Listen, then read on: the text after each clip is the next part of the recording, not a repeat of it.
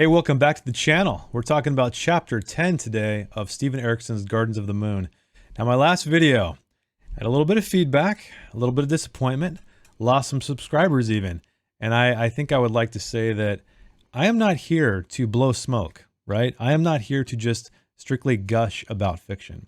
I'm here to experience fiction. I'm here to experience it with you and give you my honest criticism, my honest feedback, what my thoughts are while I'm reading this. So if you are strictly here to see me talk about this property in only a positive light, and especially when it's unwarranted, then you will be disappointed, because I think what's great about videos like these is that I get to just give you my thoughts as the story unfolds. And I know a lot of you out there have read this series to completion, so you have a very different view of where I'm coming from, but I think you need to understand that I am reading this story in a linear fashion. So I don't know all of the things that are perhaps putting some things in context that I'm reading here. But the good news is, even though I was disappointed with the last chapter, it seems like this chapter, chapter 10, the end of this book, well, I mean a subset of this book, called Books, didn't have any melodrama. It didn't have any cheese. It was pretty light on the thing I was talking about, where we know something that's happening and then we get to revisit that through a different POV. So far less repetition here.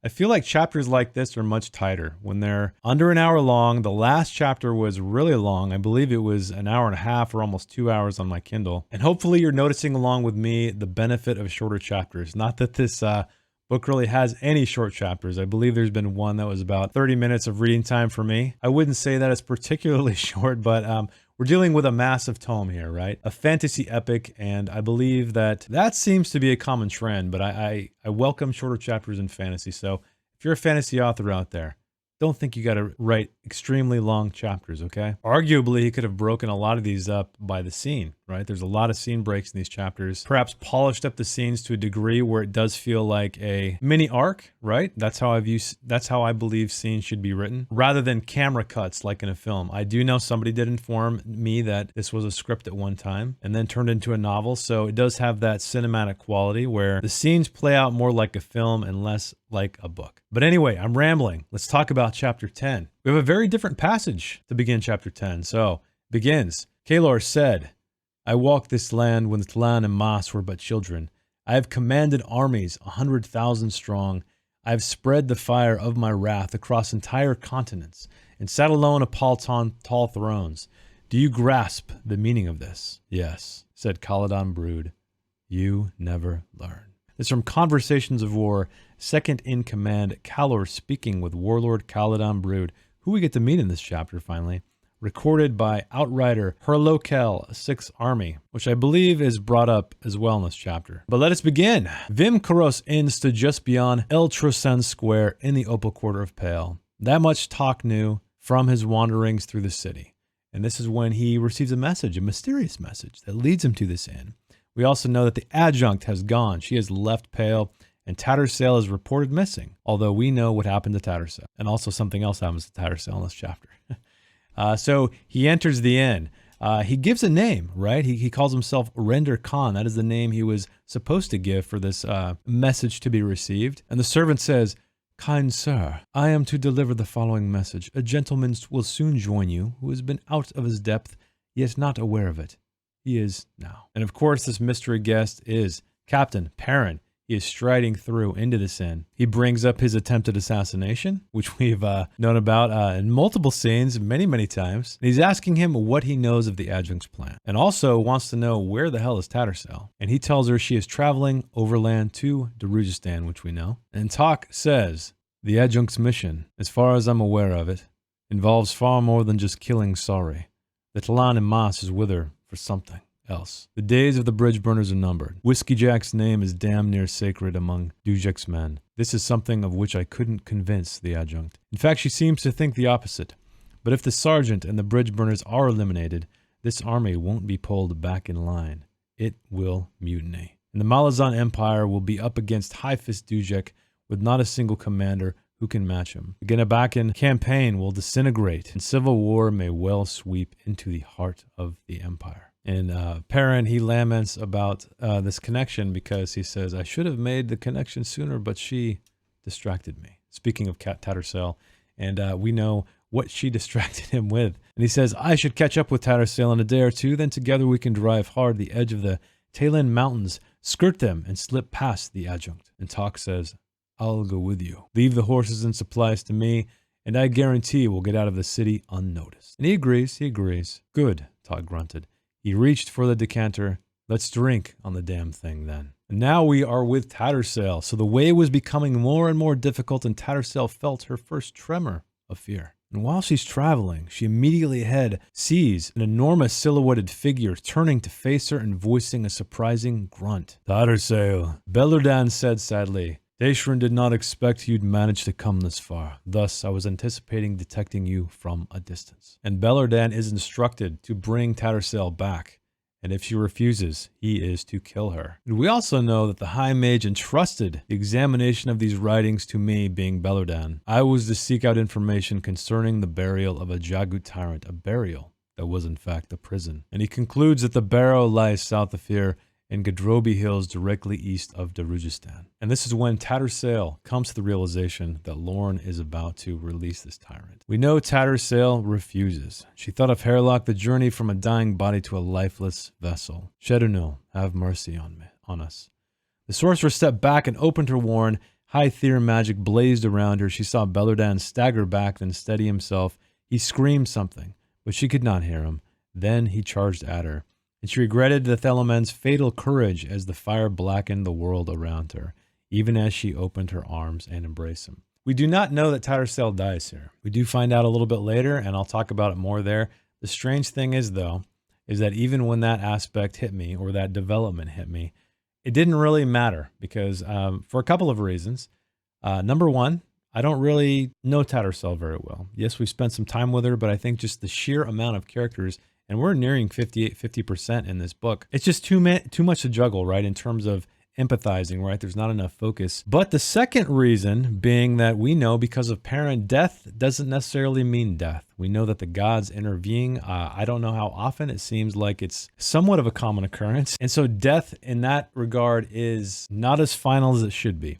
Now, I do not know if Tattersail is going to come back to life, but because Erikson has established the fact that the dead can be brought back to life and that gods are very much in the goings on of people, that is a possibility. So again, I think that's the danger with establishing something like that so early on, right? Is that when you think of death as not final, right? If there's no stakes in actual death, at least with the cast of characters we're dealing with, right? The main characters in this world, you tend to lose tension, right? And that's exactly what happened to me here. But let us move on. So now we are with Lorn.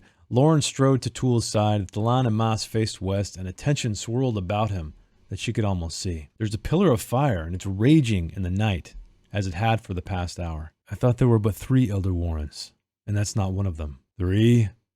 No, there were many, Adjunct, all born of one, Starvald Demelaine. And the warrior continues with, strange, the source is indeed destroyed, but something has also been born. I sense it, a new presence. There was a cloud blotting out the stars. It looked huge, and Lorn shivered. Fire is life, she whispered, the phrase seeming to rise from the depths of instinct. And Tool nodded. Life is fire, he said. With such words was born the first empire, the empire of Imas, the empire of humanity. The warrior turned to the adjunct. You've done well, my child. Now the gray pall of smoke hung unmoving over Black Dog Forest, a dozen leagues north of her, as Crone dipped her splayed tail and sank wearily toward the army encamped on the Rivi Plain. Her sharp gaze marked the Rivi Plains moving in aisles, Catelyn horse, green and silver to mark the mercenary contingent of Caladan Brood's main army. So this is when we're going to meet Caladan Brood. And this is kind of cool, right? Because Crone is our camera at this point. So she's this giant raven. She's flying across. We get to see all this army just splayed out everywhere, the tents and so on and so forth. So this is giving us a good aerial view of what's happening and where she's going to go. She also notices magic bled from the main tent and stained the dusty air with a heavy, turgid magenta, color of the Dris Warren, earth magic. So that's kind of a cool visual. And then Crone hops inside to meet Caladan Brood. So in the center stood a massive table, its surface etched with the contours of the surrounding land. So it's a big battle map. An enormous iron hammer was slung across his broad back, this man standing here. Despite its size and evident weight, it looked almost toy-like against that span of muscle and bone. Power rolled from him in musky waves. Caladan Brood grunted distractedly. And she's asking about him sensing the storm of sorcery last night. And he says we could see it. The Rivi shamans seemed somewhat disturbed, but they have no answers. We'll discuss that later, Crone. Now I must think. And he's talking about strategy. He's talking about armies. And also, I have been in communication with Prince Kaz and his mages, and with the Barghast and Rivi shamans. What was born on the plain last night belongs to no one. It is alone and frightened. Even now the Rivi have begun to search for it. Concerned? No, not by that. Still, there's much more going on in the south. And he asked her for news, and she says, of course, master. Crone stretched her wings inside. She jabbed her beak at an itch, crunched a flea, and gulped it down. I know who holds the spinning coin. Who? We know. A youth whose bliss is ignorance. The coin spins and turns to face all those in his company. But Brood also notes, without Opon, Rake's power is presently unmatched. He hangs over Darujhistan like a beacon, and the Empress is sure to send something against him. Such a battle would level Darujhistan, Crone chirped brightly. In flames numbering 12, so fly the free cities, so much ash in the wind. And further, Caladan Brood, the great warrior, seeks the bloodless way. Rake gets that coin, and he'll pull Opon right in and spit the lord and lady on the lovely sword of his. Imagine the chaos that would ensue, a wonderful ripple that could topple gods and deluge realms. And he also asks of the Crimson Guard, and she says, scant, a company of mercenaries held in high regard among such kind. What of them? Ask Rake's Tisti for their assessment, Crow. She's a little bit offended by being called a crow, even though, she kind of is one. He says, begone with you then. You've done well. If only Rake wasn't even more stingy than you, Crone said as she hopped toward the doorway. My spying skills would be used on you instead of him. And he finishes with, when you find yourself over the Rivi plain far to the south, mark whatever powers you sense there, but be careful, Crone. Something's brewing, and it stinks. And then a tall gray man, he steps around a tent and walks slowly up to Brood. And this is Kalor, or Kalor, who we met, or we heard mentioned, right, in the conversation in the passage at the very beginning of this chapter. And Rake again, is it, warlord? You do better to follow my advice and destroy him. You are rude dismissing my advice, Brood. His dull eyes followed Brood until he turned a corner and disappeared from sight. Consider that my last warning. It seems as if we have a little bit of double crossing going on. And next we move on to a new scene. The charred earth crunched under the horse's hooves. The glance that Talk the Younger threw back over his shoulder was received with a grim nod from Captain Perrin. They were nearing the source of last night's column of fire. And they're heading toward where? The place where the pillar of fire had come from. And ahead of them, perhaps 100 yards, eastward rose something that looked like a misshapen tree stump, one gnarled blackened branch reaching skyward in a perfect circle around, and the gray, grassy sward was untouched for perhaps 5 yards. A dark smudge lay in its unburned area, slightly off to one side.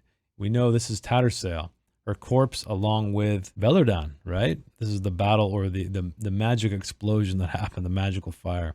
Both had been burned beyond recognition, but Perrin held no illusions as to who the other was. All that come close to me, all that I cared for.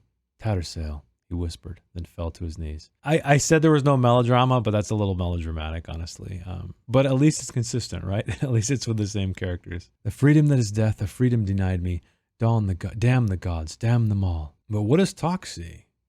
Tracks lead from this, Talk said shakily, a strange expression on his face.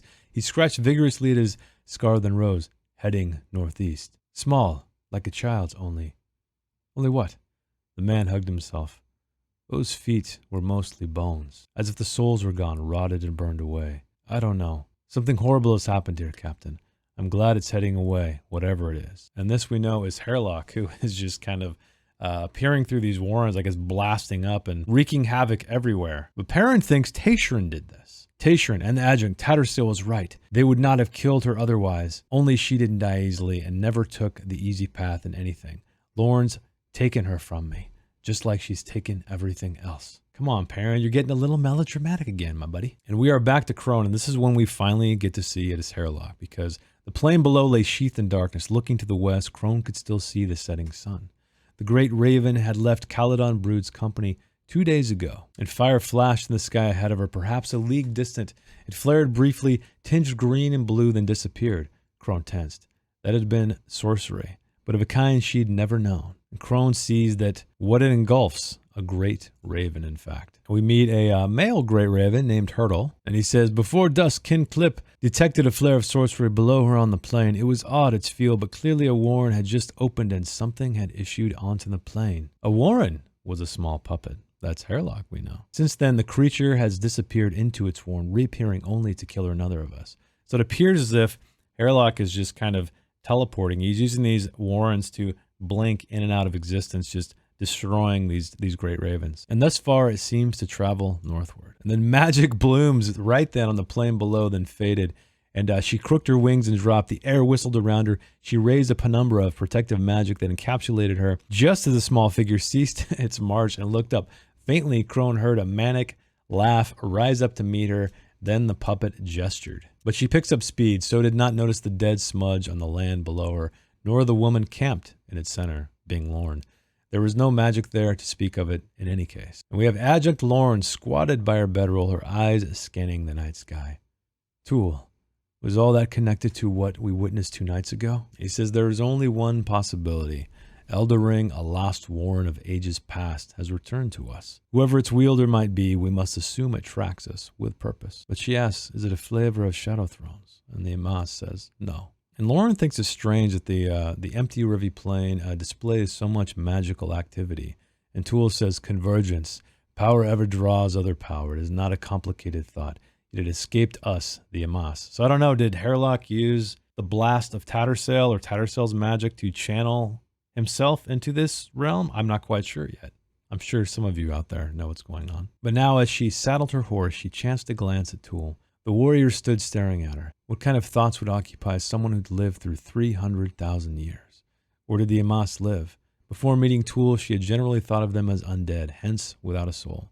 The flesh alone animated by some external force. But now she wasn't so sure. Tell me, Tool, what dominates your thoughts? The Amas shrugged before replying. I think of futility, Adjunct. No, few think it at all. And she asks why. And he says, because, Adjunct, it is futile. So she asked him earlier on if that was his, if he was trying humor on her. I believe this is definitely him trying more humor again. She says, let's get going, Tool. We're wasting time. Yes, Adjunct. She climbed into the saddle, wondering how the Amas had meant that.